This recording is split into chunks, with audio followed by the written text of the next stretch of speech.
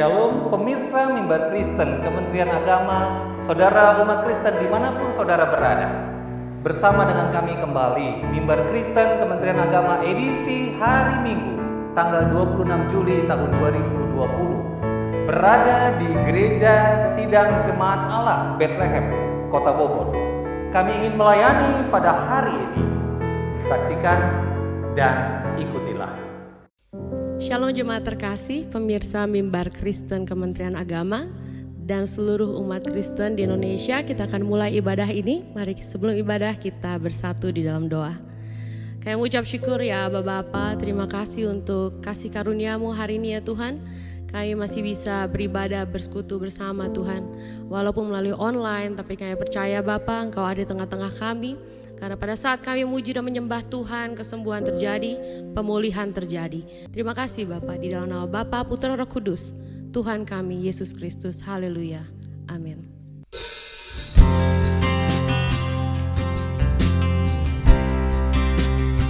Mari kita angkat hati kita. Kita ucapkan syukur bagi Tuhan. Karena Dia ada di tengah-tengah kita, saudara.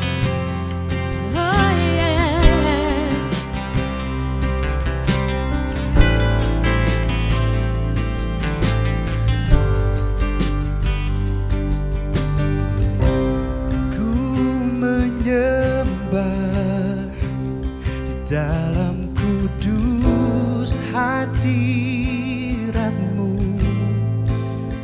hampiri tata kasih dan karunia-Mu Bapa.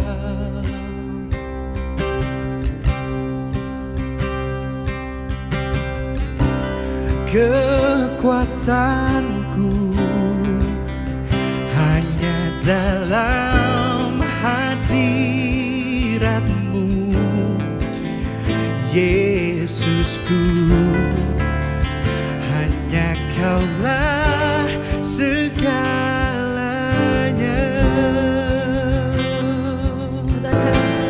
Ku yakin Tuhan, ku yakin Kau hadir di sini. Ku rasakan kuasa yang tak terbatas. Ku yakin Kau nyata di sini. Kemenangan terjadi di sini. Oh, oh.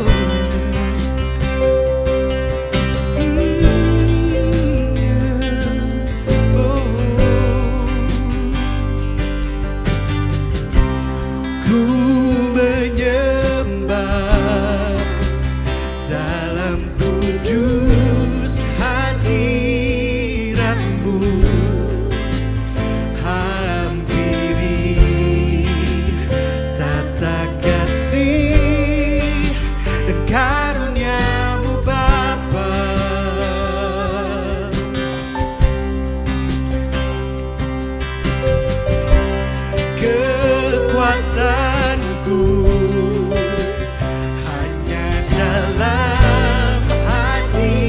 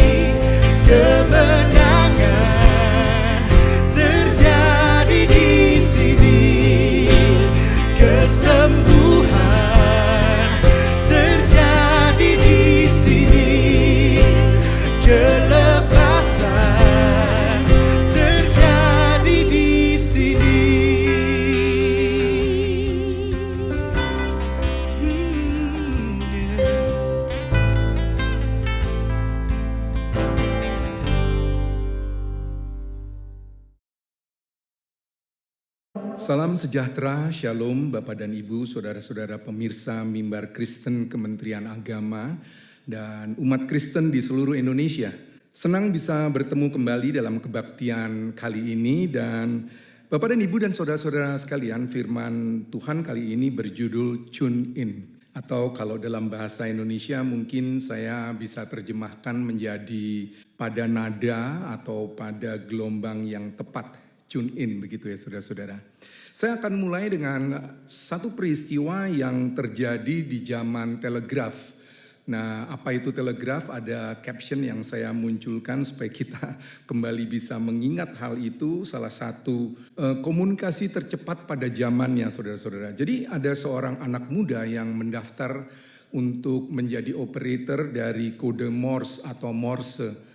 Kode yang dikeluarkan oleh alat ini ya, telegraf tadi saudara-saudara. Nah waktu ia melihat iklan di koran bahwa ada satu perusahaan yang membutuhkan operator itu, dia segera mendaftarkan diri, dia datang ke alamat di mana kantornya itu berada. Pada waktu dia sampai di sana, saudara-saudara, dia masuk ke satu ruangan yang cukup luas, banyak orang dan begitu ramai, saudara-saudara, dan juga ada ramai dari clicker seperti yang kode Morse yang sedang dibunyikan di sana, saudara-saudara.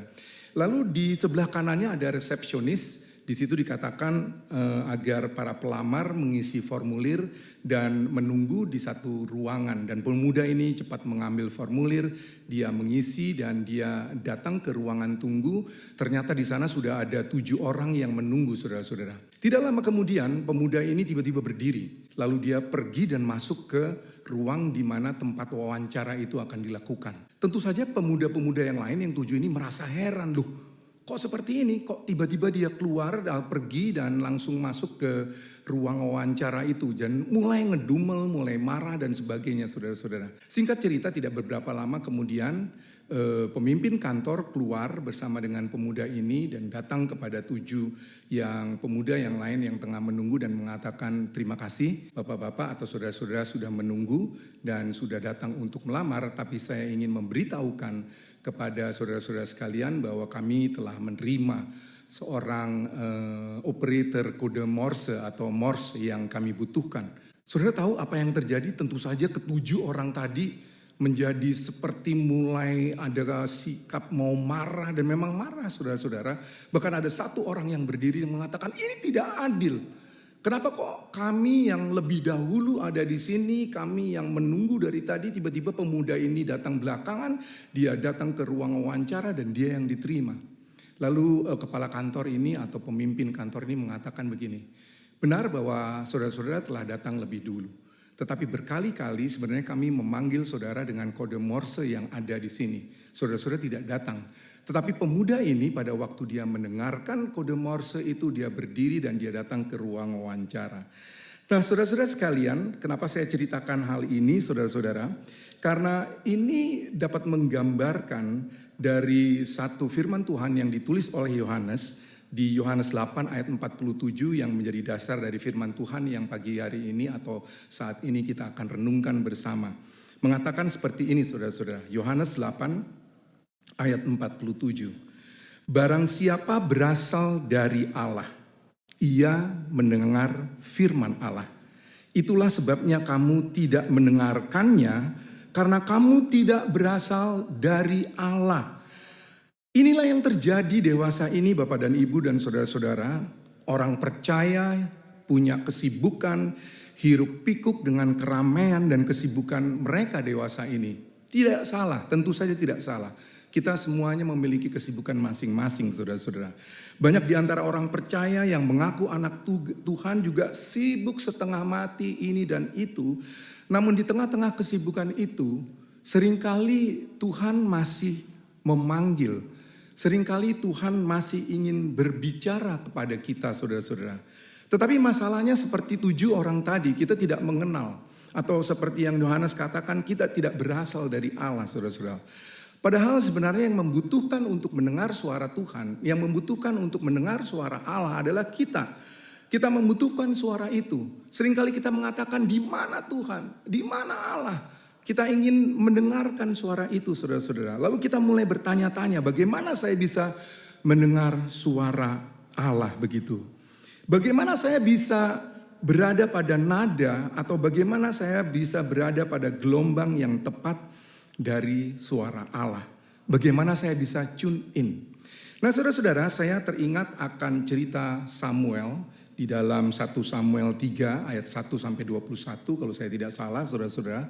Pada waktu Samuel belum dapat membedakan nada atau gelombang yang tepat dari suara Allah, dia juga tidak bisa mengenal, bahkan dia berkali-kali datang kepada Imam Eli dan mengatakan, "Ya Bapak, apakah engkau memanggil aku?" Dan ini dilakukannya 3 kali, saudara-saudara. Saya merasa bahwa Samuel beruntung mempunyai atau memiliki Imam Eli atau kenal dengan Imam Eli. Pada waktu yang ketiga kali Samuel datang kepada Imam Eli, lalu tahulah dia bahwa Tuhanlah yang sedang berbicara, saudara-saudara. Sehingga dikatakan kepada Imam Eli, kalau nanti ada panggilan atau ada suara itu lagi, jawablah seperti ini. Berbicaralah Tuhan, sebab hambamu ini mendengar. Seperti yang ditulis di dalam Samuel 3 ayat 9. Nah, Bapak dan Ibu dan saudara-saudara sekalian, pada saat kita dapat atau tidak dapat mendengar suara Allah, lalu kita berpikir, apakah kita memiliki orang atau siapapun yang bisa membantu kita untuk mendengar suara Allah, suara Tuhan seperti Imam Eli? Sebenarnya ada, saudara-saudara. Ya, itu sebabnya ini menjadi jawaban atau menjadi butir pertama untuk mengetahui suara Allah melalui orang-orang atau melalui jawatan yang Allah berikan atau persiapkan untuk saudara dan saya. Seperti yang tertulis di dalam Efesus 4 ayat 11 sampai 12 yang berbunyi atau mengatakan seperti ini, saudara-saudara. Mari kita baca bersama-sama.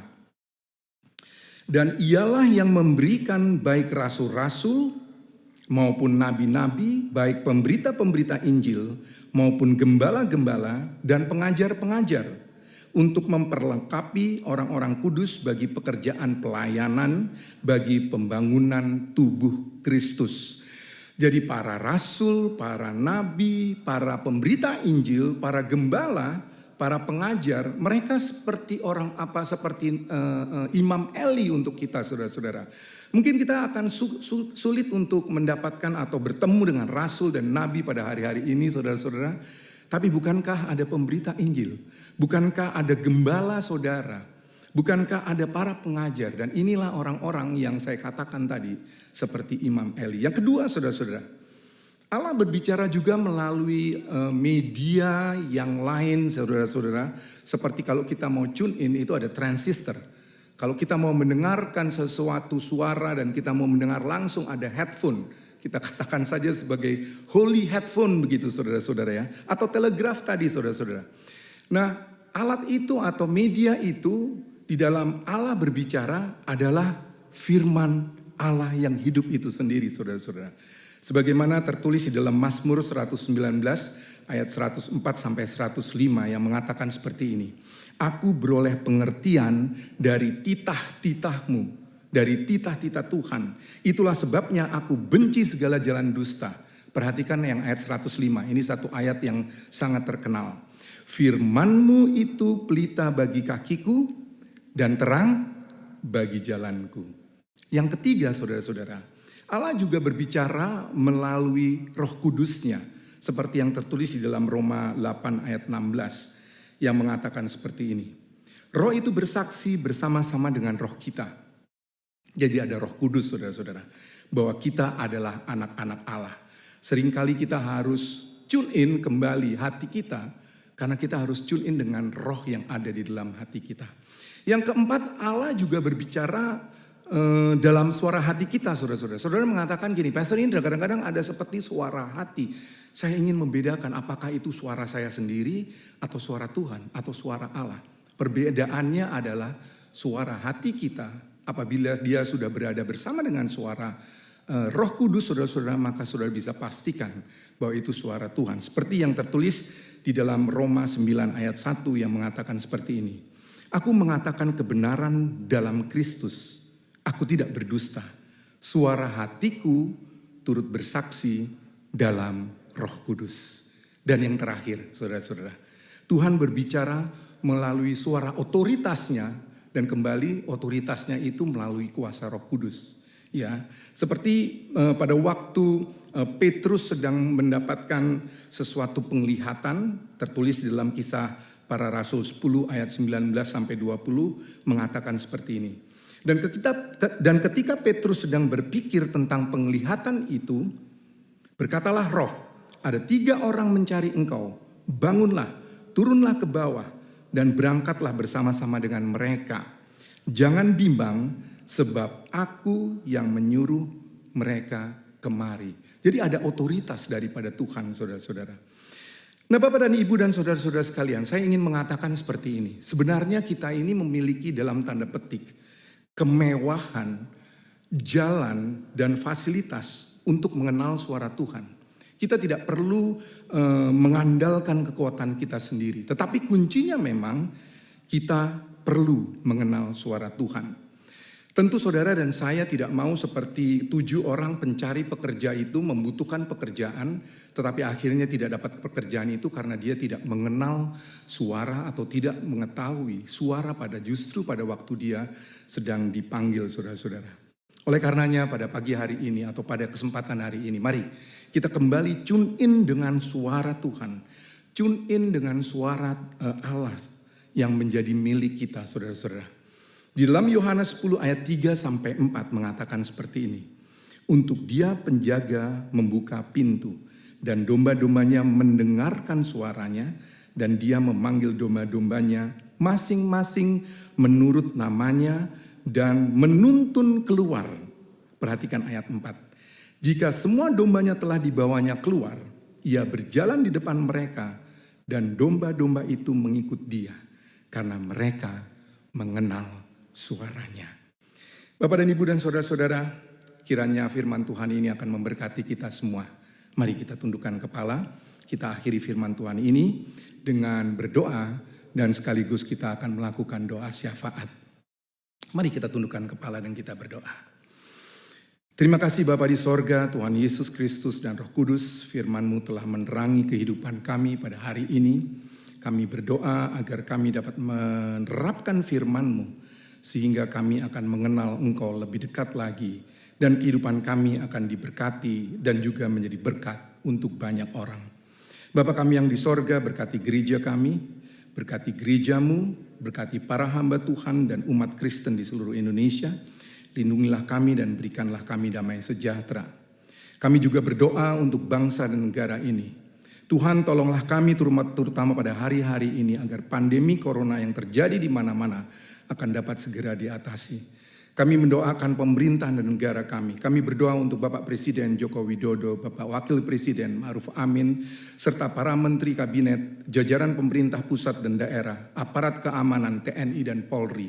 Pada kesempatan saat ini secara khusus kami juga berdoa untuk Menteri Agama kami, Bapak Fahrul Razi, dan juga Wakil Menteri Agama, Bapak Zainud Tauhid Zaadi, serta Dirjen Bimas Kristen Bapak Thomas Menturi, dan seluruh jajaran Kementerian Agama Republik Indonesia.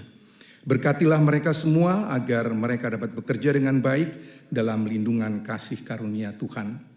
Demikianlah doa kami serta syafaat kami yang kami layangkan kepadamu ya Tuhan. Kami berdoa di dalam nama Yesus Kristus, Tuhan dan Juru Selamat pribadi kami. Amin. Bapak dan Ibu dan saudara-saudara sekalian, mari angkatlah kedua tanganmu dan terimalah berkat daripada Tuhan. Tuhan memberkati engkau dan melindungi engkau. Tuhan menyinari engkau dengan wajahnya dan memberi engkau kasih karunia. Tuhan menghadapkan wajahnya kepadamu dan memberi engkau damai sejahtera. Kiranya kasih karunia Allah Bapa di sorga, cinta kasih Yesus Kristus, dan kuasa dari Roh Kudus menyertai saudara dan saya dari hari ini sampai selama-lamanya. Amin.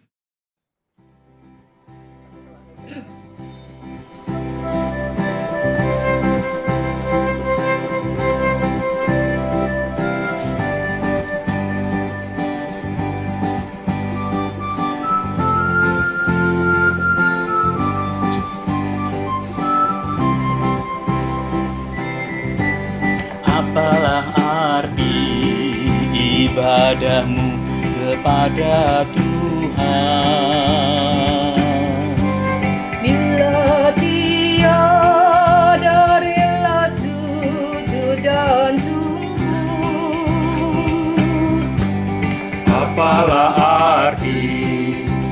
ibadahmu kepada Tuhan. Bila tiada hati tulus dan syukur, ibadah sejati jadikanlah persembahan. Ibadah sejati kasihilah sesamamu. Ibadah sejati yang berkenan bagi Tuhan. Jujur dan tulus ibadah murni bagi Tuhan.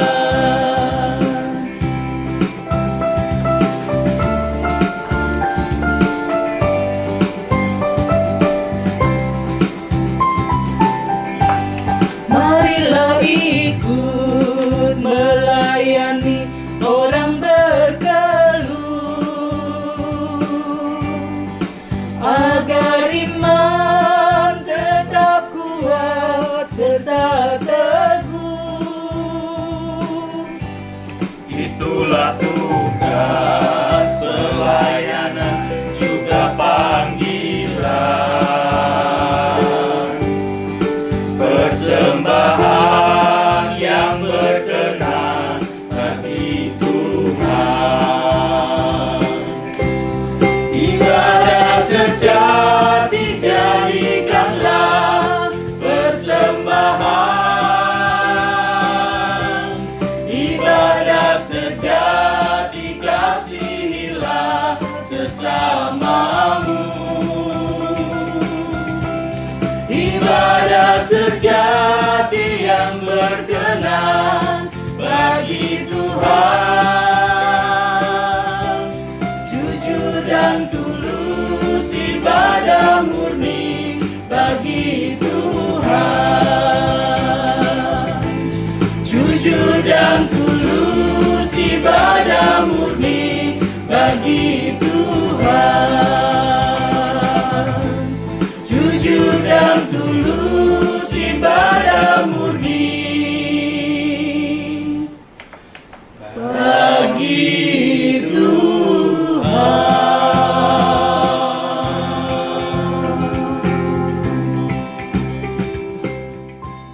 Layanan Mimbar Kristen Kementerian Agama edisi hari Minggu tanggal 26 Juli tahun 2020 telah selesai dilaksanakan. Kami, tim Mimbar Kristen Kementerian Agama mengucapkan terima kasih kepada Bapak Pendeta Stefano Indra Bramono, Sekretaris Umum Badan Pengurus Pusat Gereja Sidang Jemaat Allah, serta puji-pujian dari GCA Worship GSJA, dan juga puji-pujian Bimas Kristen Kementerian Agama Provinsi Jawa Tengah.